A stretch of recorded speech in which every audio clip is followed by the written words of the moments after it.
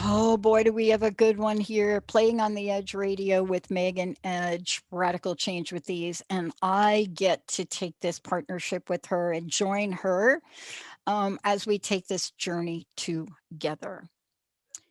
Today, Megan, and I want to just start out by saying this first.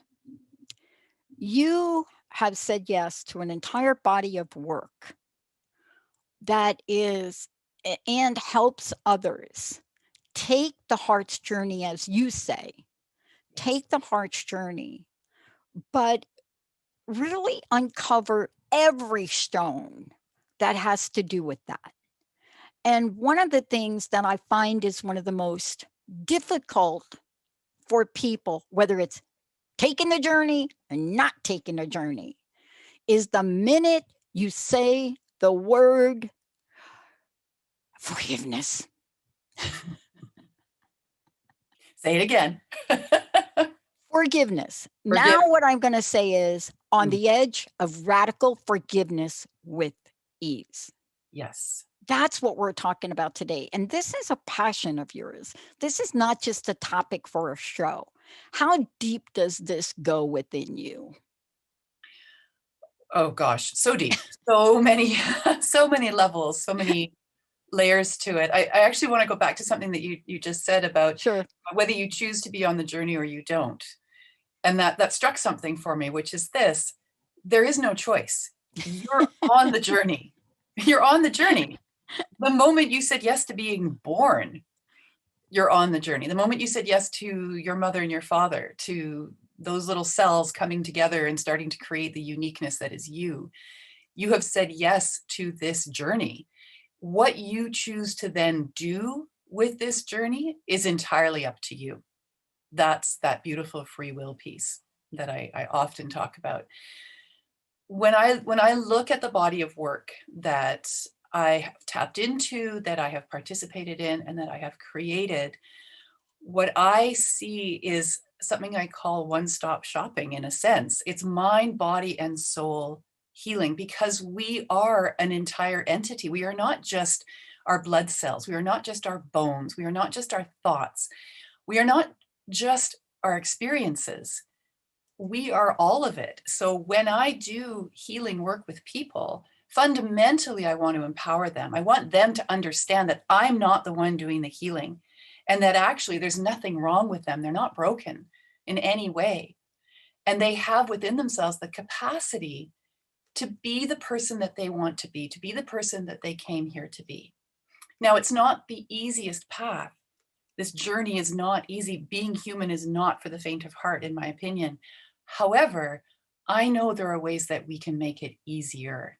And that's what this is really all about, is how can we take an experience of our human lives, like forgiveness, and how can we make it radical and make it easy and get her done, so that we're not living constantly caught up in our own story or our own rhetoric or our own beliefs that are no longer serving us. Yeah. And how can we move into something that does serve us? Yeah. And you know, I want to just get back to what I said, because when I think about this and I think about my own journey with forgiveness, right? I didn't understand it. I didn't understand what it meant. And we're going to talk about that today. I didn't understand what the antithesis of forgiveness was. And we're going to talk about that. Feelings of resentment. Yes. And then the big question is, who does forgiving affect or not affect? But let's start by thinking about ourselves first. Is there anything that you could think of that you could or would never forgive, Megan? Isn't that a beautiful question? That's what you ask. That's the first exercise that you use in the group. And I just thought I'd spring that right back on you, although I know that's one of your questions. Well, it is a really great place to start. It is. It opens us to some of our blind spots that we may not be aware of. Hence, they're called blind spots because we're not seeing them. We can get ourselves very justifiably upset or angry or judgmental about other people's behaviors and actions that have been taken, that we feel have been taken to us or around us or about us, without necessarily understanding where that trigger is coming from. And so this question, which is simply, what is the one thing that you feel you could absolutely under no circumstances ever forgive? It's a really big question. And when people start to work with this question, they usually start at a surface idea. Well, I couldn't forgive if somebody flipped me the finger. Really? You couldn't forgive that? Okay. I couldn't forgive if my spouse cheated on me. Really? I mean, could you? What if you did? Right? That's the second part of that exercise is, okay, here's this thing that you've decided is the worst possible thing that anyone could ever do to you or do to anyone else.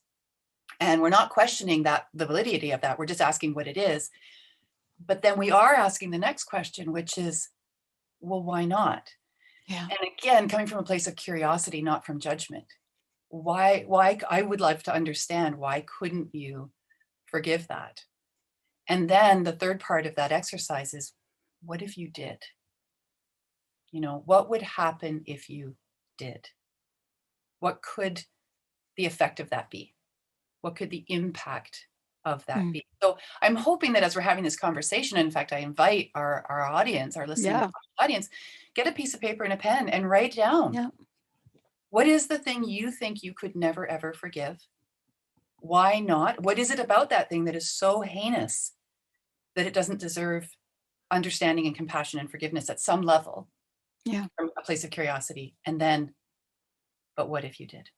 So I've been thinking about this a lot since we've been. Oh my gosh, I have too. Did you have a flashback? I had a flashback. Did you have a flashback at some point in time in your life?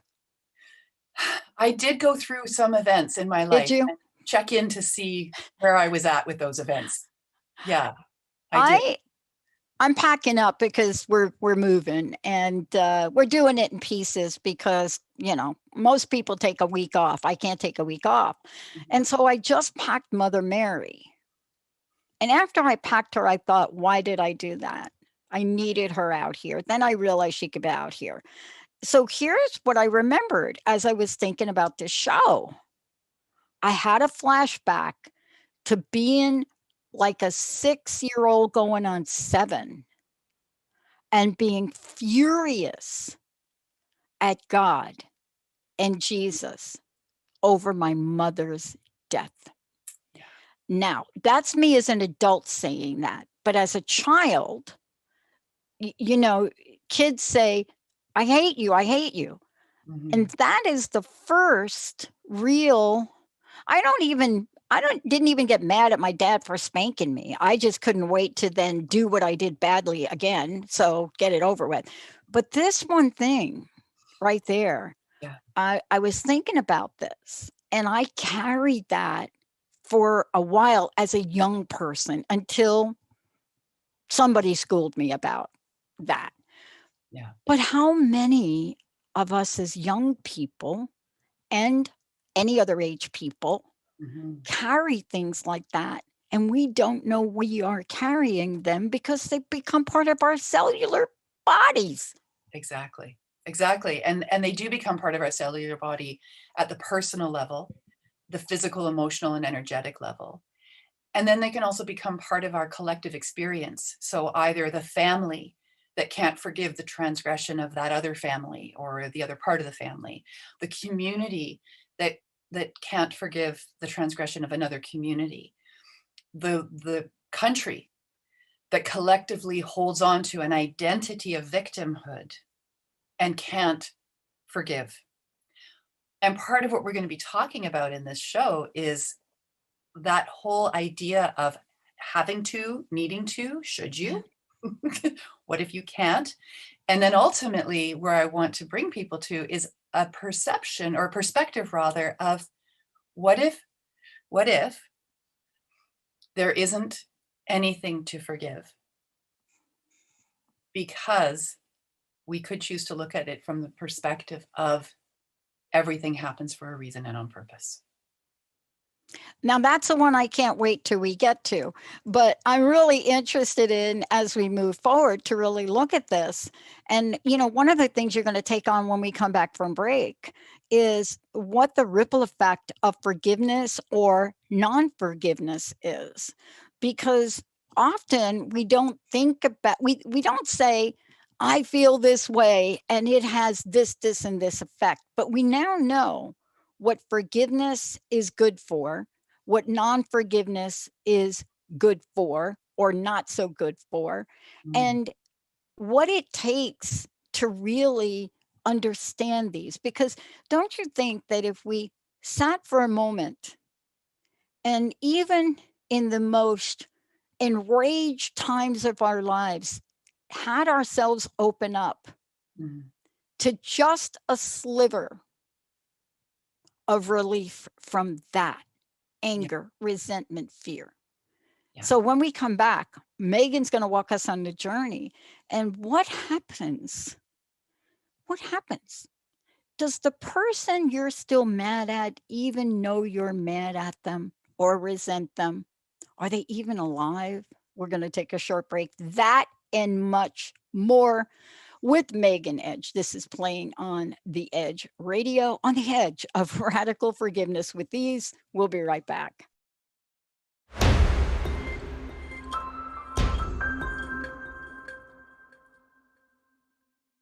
Hey, everybody, welcome back. Playing on the Edge Radio with Megan Edge. Megan, before we keep going here, I want to make sure, and I want to just keep saying over and over and over again, this is a conversation that's more than a conversation. This conversation about forgiveness is a pivotal part of what you work with other women and teach other women about, as well as mentor. And it's part of the healing process. I guess it's also part of the Confident Healer. But before we go ahead, I want to know, how do people find out about you?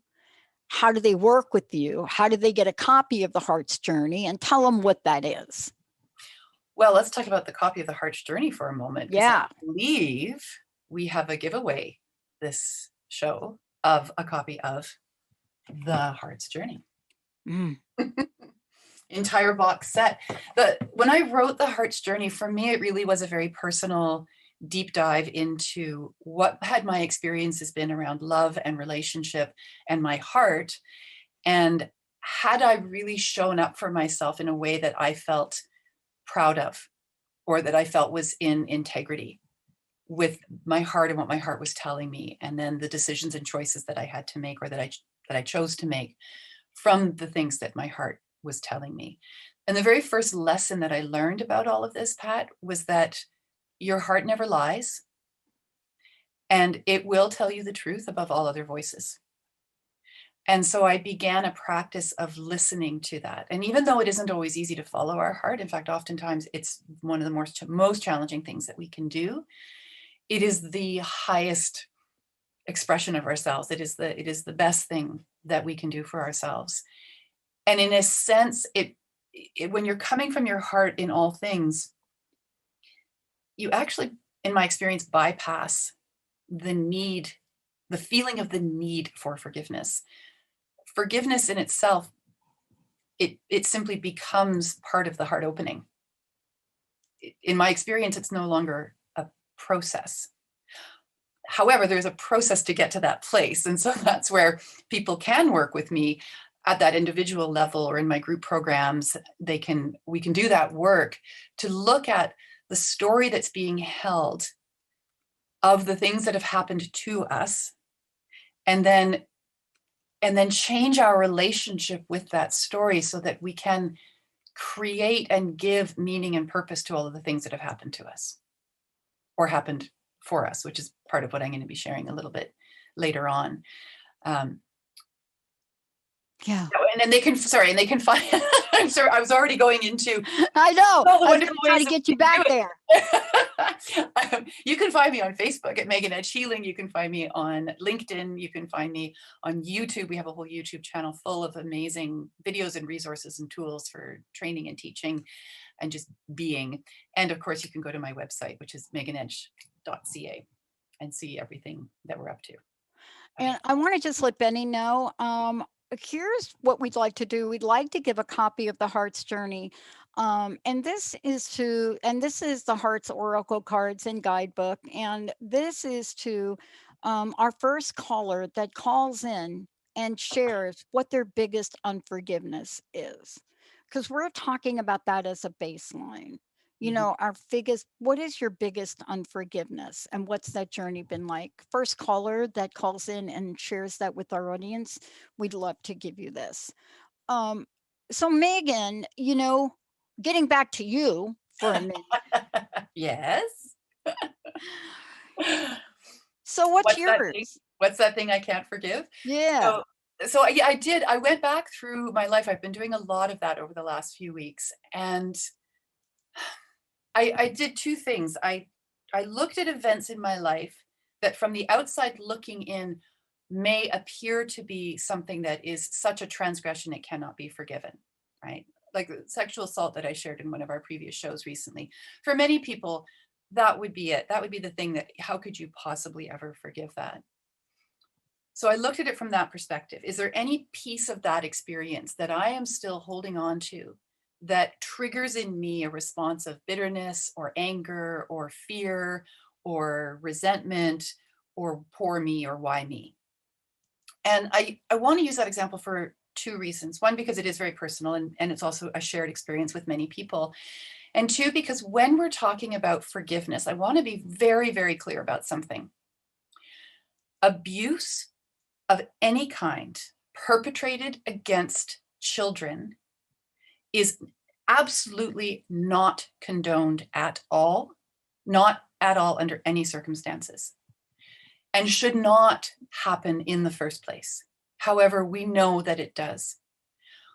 By the time a child who has experienced that abuse becomes an adult, therein is the capacity potentially for them to do some of that healing work around those experiences. And for some people, in some traditions and some practices, forgiveness is a key part of that. You have to get to a point where you forgive your abuser. I don't tell my clients that. I don't tell them what they have to do, and under any circumstances. Mm-hmm. It's a different perspective. So when I look at the events in my life, just to come back to that, I now see those events from the place of, okay, interesting. I can still feel the hurt and I can still feel the pain and I can still feel the indignation and whatever else comes up around a transgression.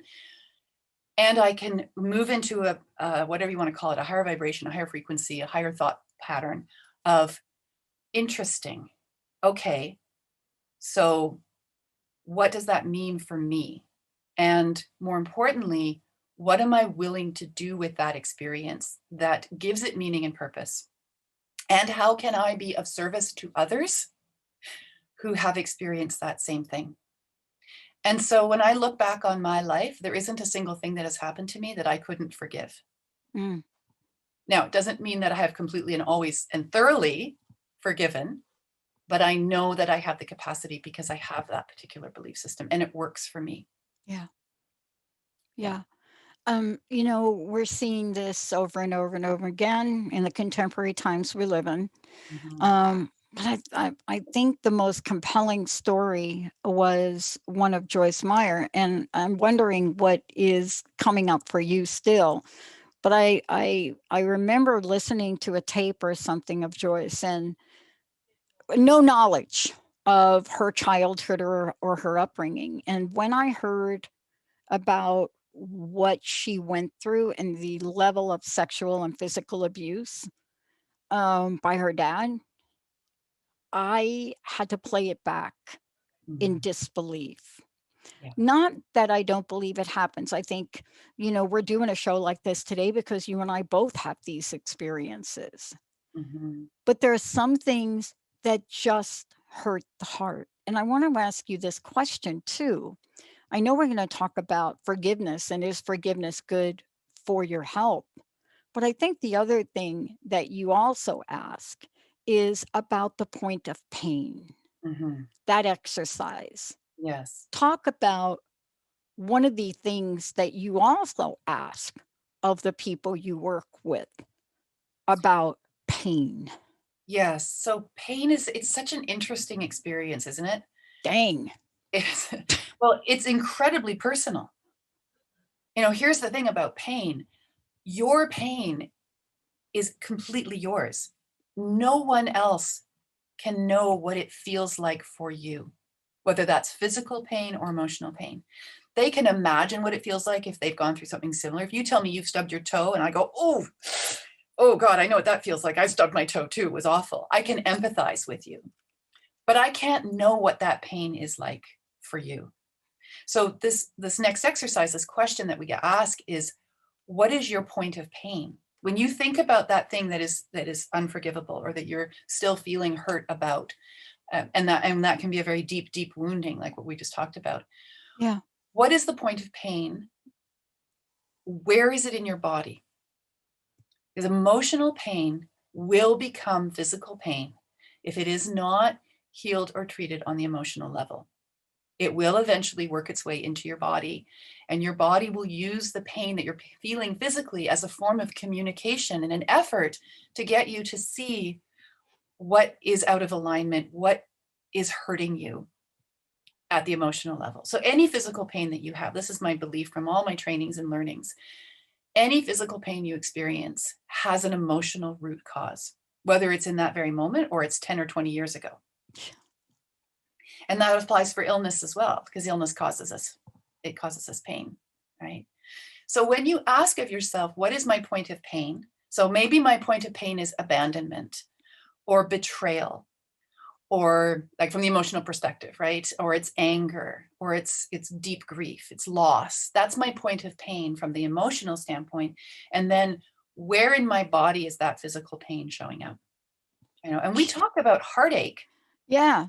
Heartache is a physical thing that people experience when there has been emotional heartbreak.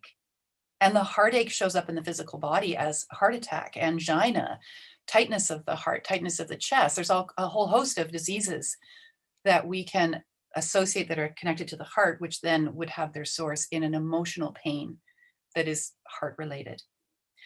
And so how this ties into forgiveness is really, there's 2 points in that it ties into. First of all, is forgiveness required or necessary? Number 1. Really important. Yep.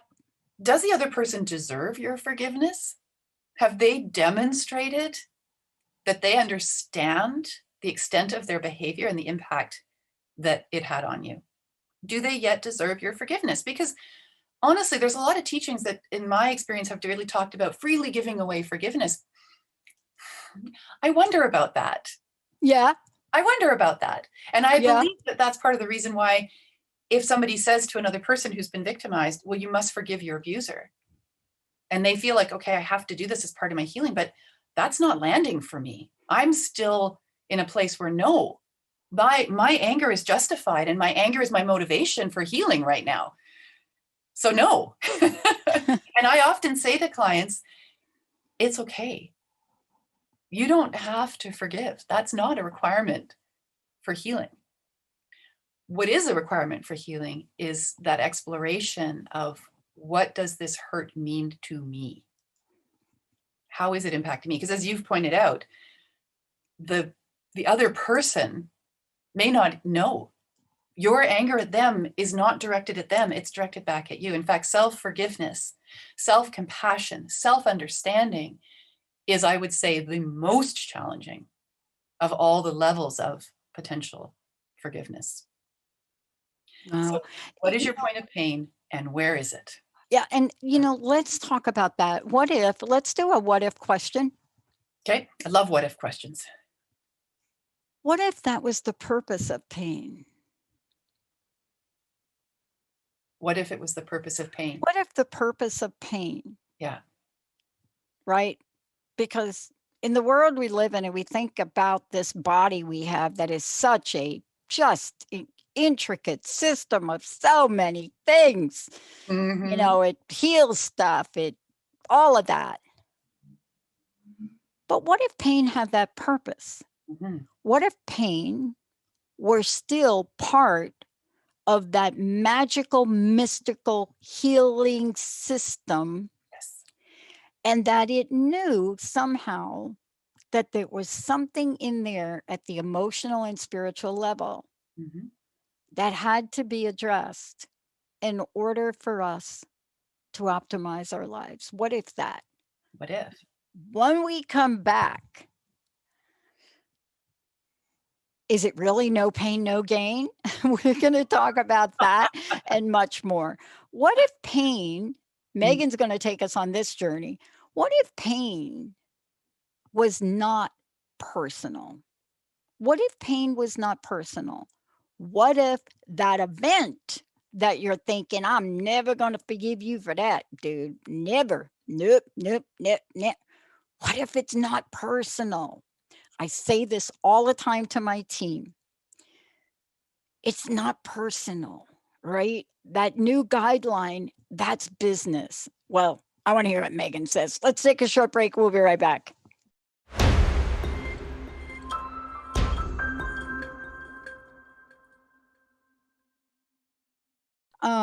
Hey, everybody, welcome back. We're talking, Megan Edge is joining me here today.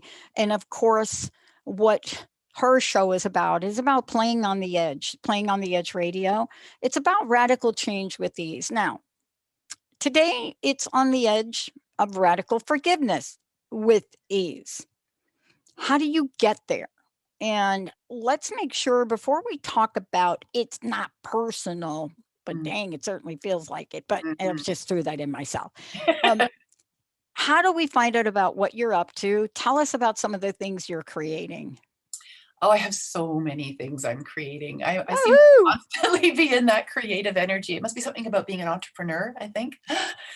About a year and a half ago, 2 years ago, I created a program that I pulled out of my Confident Healer certification program, specifically around prosperity and manifesting. And there's a lot of programs out there about manifesting.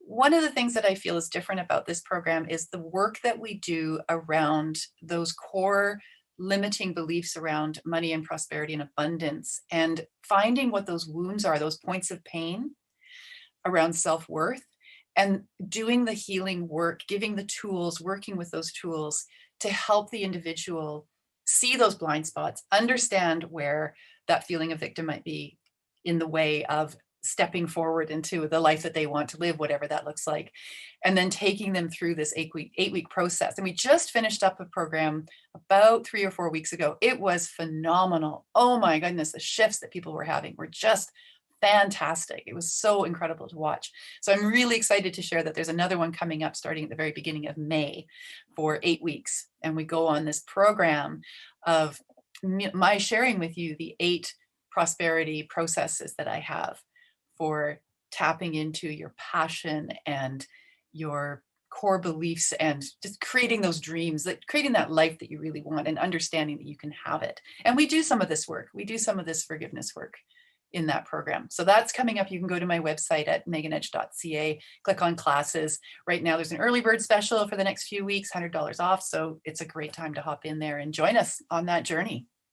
Well, I was just thinking about this and I was realizing to myself, I shared a little bit on the previous hour, some of the really interesting challenges those of us that are in media are being faced with right now and some of the decisions we have to make. And, navigating through these waters and being able to navigate through them, and in my language is clean. That means that I'm not bringing toxic residue with me because, man, I don't want to create something in this world that has a foundation of toxic waste. Yeah. And I wanted to ask you about this, about, in this journey, this idea of it's not personal, see? When I read about this and what you're talking about, by saying it's not personal, it's almost as if we can cut off the toxicity of whatever the event was. Tell us a little bit about this. And have you ever had to say, oh boy, that just hurt, but it's not personal? Yes. 100% yes. Many, many examples.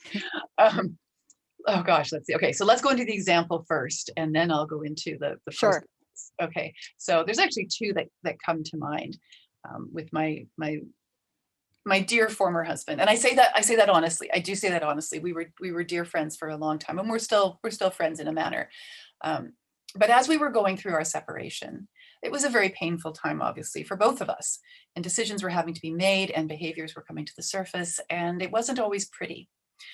And there were two incidences. One was when he came up behind me in the kitchen, kind of cornered me, and whispered in my ear. He said, "You're a monster." And then he turned and walked away. You can just feel that, right?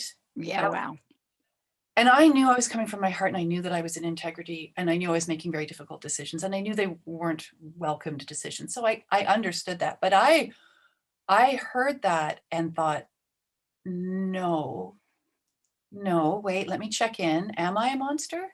Are the things that I'm doing equal to that name calling? Wow.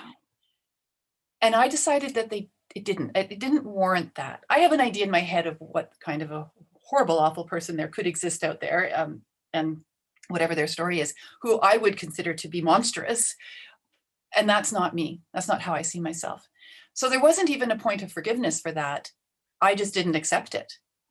I didn't let it be true. I said, no, I'm checking in, and that's not actually landing for me. So it's a bit of water off a duck's back. So that was a really interesting first sort of pivotal experience for me around the idea of maybe we should forgive right away, but then actually there's nothing to forgive because nothing wrong has happened. I haven't accepted it. I haven't taken it on. I didn't make it personal in that moment. And then the other event was as things were wrapping up and we were, I don't know what we were doing, maybe separation agreement or something like that. And he said to me, I don't know if I'll ever be able to forgive you. I said, okay, well, that's on you. I don't need you to forgive me. Wow. I don't need you to forgive me because I know where I've come from with the decisions that I have made. If you need to forgive me at some point in time, then I invite you to do that whenever you feel ready to do that. But it's not about me. That's not about me. That's about him. And this is the thing about forgiveness. When in that moment, this is something I learned. It just landed for me.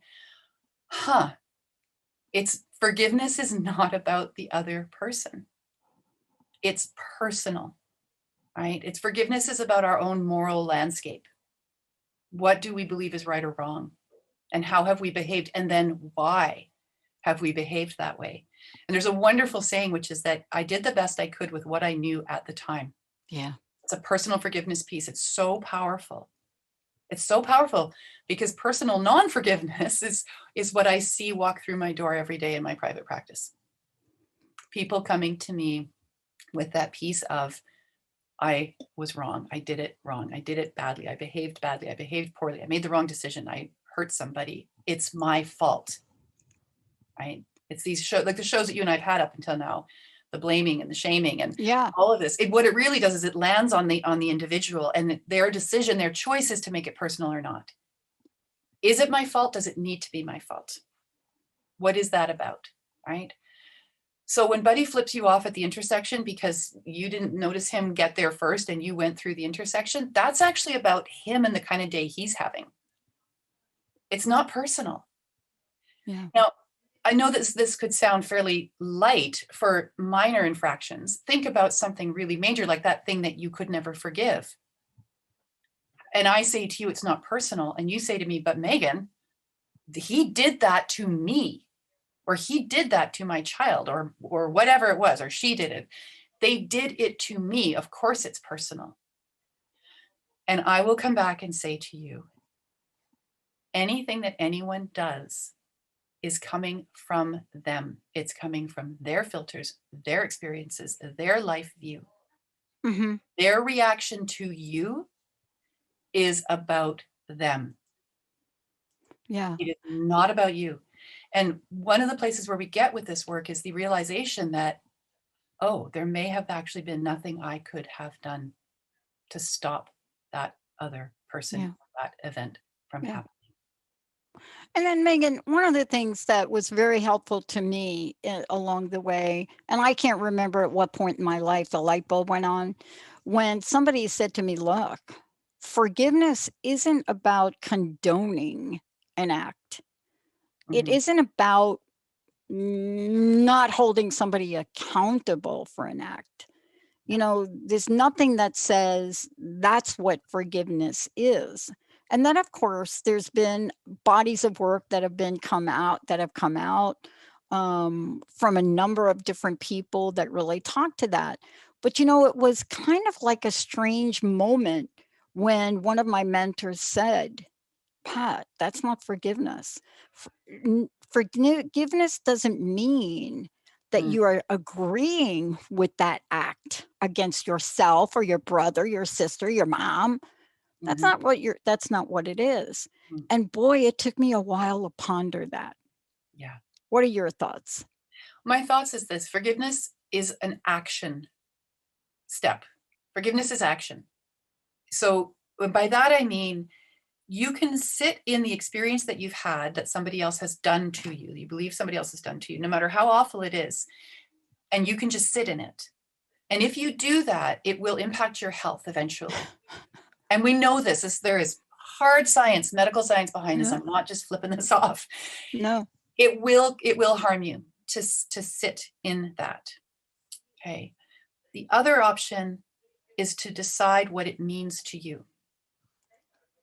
And then to decide what is your action going to be to relieve the pain of holding on to it.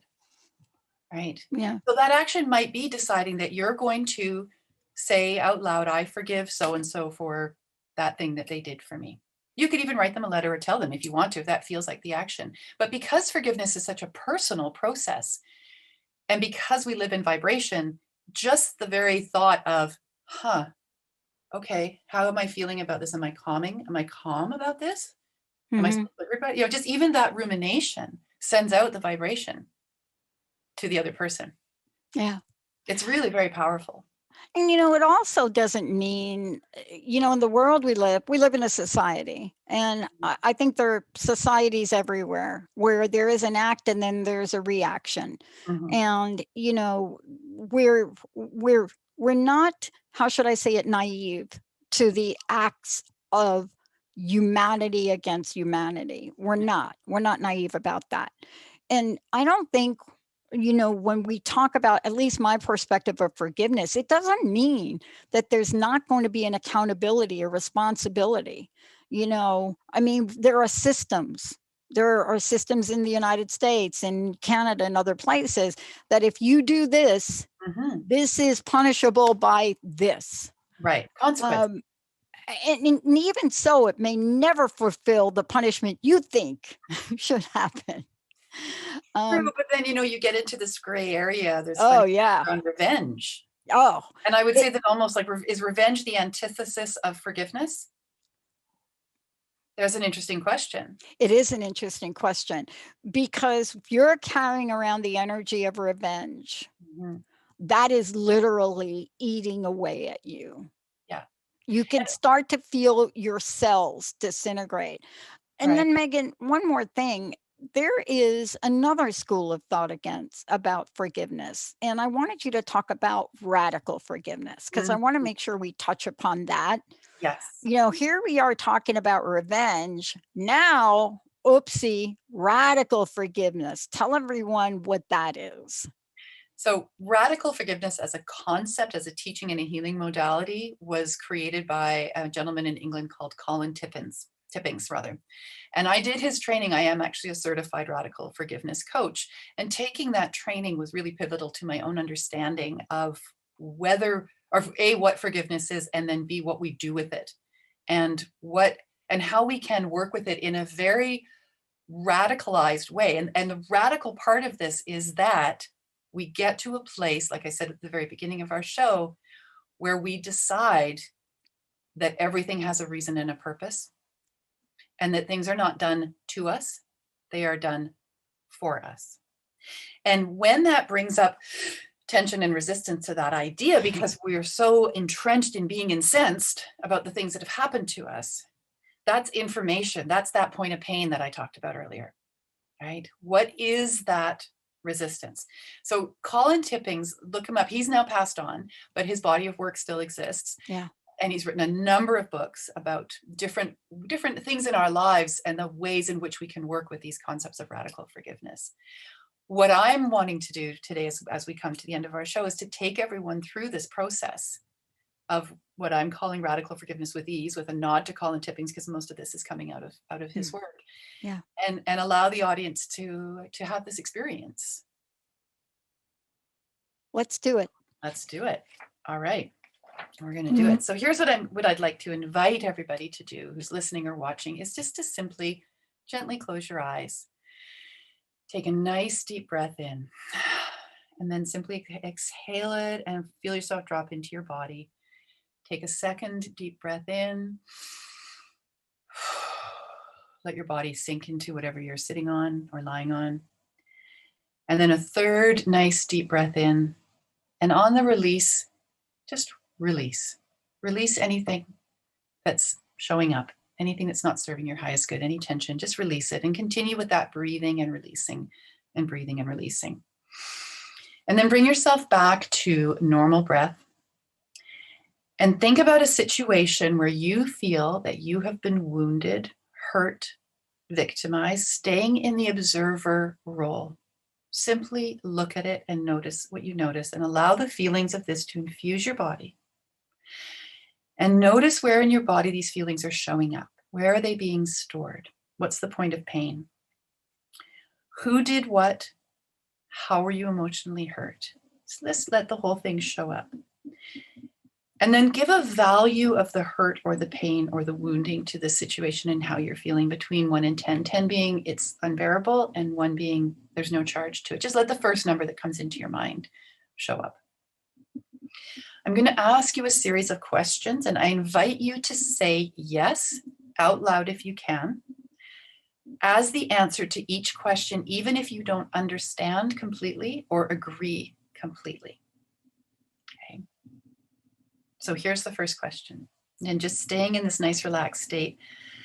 Are you willing to be open to the possibility that there may be a healing opportunity in this situation? Just let it be a yes. If there's a but that follows the yes, just sit on it. Can you be open to the idea that your higher self, soul self, or superconscious, with your permission, set this up as a healing opportunity for personal growth and evolution?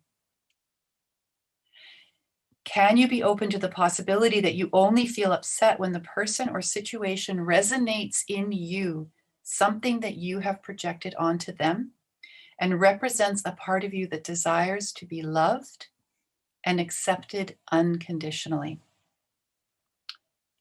And even if you do not know what that part of you is that you have disowned, are you willing to unconditionally love and accept this part of you right now in this moment? And even if you cannot explain why, are you willing to believe there is a higher purpose and opportunity to this situation, and that it wasn't done to you, but for you? Are you open to the idea that you called this person or situation into your life to heal something, both for yourself and others, and for everyone's highest good? Sit with the energy of your answers for a moment. Notice any resistance to answering yes to these questions, and just breathe into the resistance with a deep inhale and exhale. Are you now noticing that the feelings and emotions you had around this person or situation are subsiding, dissipating, dissolving, and that you are feeling more peaceful and accepting of the situation? And if not now, would you be willing to allow that to occur in the future? Are you becoming aware that the story is losing most or all of its charge, or that you no longer remember it with the emotional pain or discomfort? And can you begin to feel the subtle or obvious shift in energy within you and a greater awareness, clarity, and calm in relation to the experience? Can you feel that the story you were telling yourself and others about this previously unforgivable event has shifted and that it no longer holds an emotional trigger for you? That it is now part of your past experience and no longer defines or controls you. Sit in the energy of all you have done and completed and answering yes to each of these questions. Feel into your body. Is there still tension? If so, take a deep breath in, and on the exhale, ask to release that which no longer serves your highest good. And you can do this release breath as many times as you need to until there is no longer any charge left in your body. Mm-hmm. And now go back to the original numeric value you gave the situation at the beginning of this process.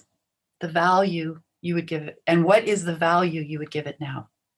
And let it be the first number that comes into your mind as the truth. It's just a value. It's not good or bad. It's just what it is. And then slowly open your eyes, look around you, give your body a shake, and move back into your day. Mm-hmm. So this beautiful process, this is what I worked with when I began this journey of what is forgiveness and what do I do with it and how do I work with it? And it was profound. This is powerful beyond any words we can put to this or I can put to it. And the reason I say that, Megan, is that if we just took a glimpse of the past 18 months and the stress points on people, the changes, the losses, this is a powerful way for people to really get some ease in their lives. Thank you so much. Please, again, tell people how they can find out about you and what do you want to leave us with today? I'm easy to find. Look up Megan Edge Healing. You'll find me on LinkedIn. You'll find me on Facebook, Instagram, YouTube channel, and at meganedge.ca for our website. What do I want to leave us with today? I think one of the most important things that we've talked about today is this point that forgiveness is not about accountability. That forgiveness is a personal process. You can choose to do it or not. There's no right or wrong in that. And really, when we look at the word and we break it down, the word says forgiving. So it is forgiving of something. When I decide that something that somebody did to me or to somebody else is not personal, when I can look through the lens of compassion and understanding, then I have a different touch point for working with what my experiences are. Do I still feel pain and anger and upset and all the other things? Yes, and it's okay to feel that. Those are important emotions to have, but my message to you is that you're not meant to live in those feelings. They're meant to be a catalyst to move into something more. And that's the work that we can do when we look at this radical forgiveness with ease. Wow. Megan, thank you so much for today and everything you do. Thank you, Pat. Thank you for having a platform where we get to do this. This is our 40th show. I know. And I want to make sure that folks follow up with you because this is how to get some ease back in your life. Thank you all for tuning us in, turning us on. We'll see you next time.